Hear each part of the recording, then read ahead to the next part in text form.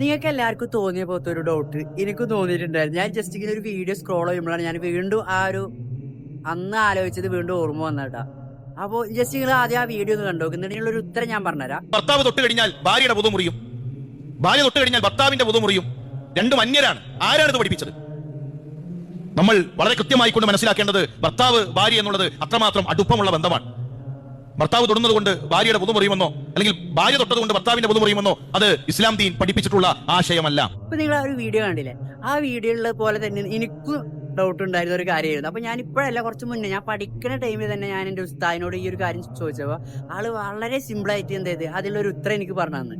വേറെ ഒന്നല്ല, നമുക്ക് ഉദു മുറിയുന്ന കാര്യങ്ങൾ ഒരുപാടുണ്ട്. അപ്പൊ അതിൽ തന്നെയാണ് നമുക്ക് അന്യ സ്ത്രീകളെ തൊട്ട ഉദു മുറിയും, അതുപോലെ തന്നെ ഉഗ്യസ്ഥാനം തൊട്ട ഉദു മുറിയും.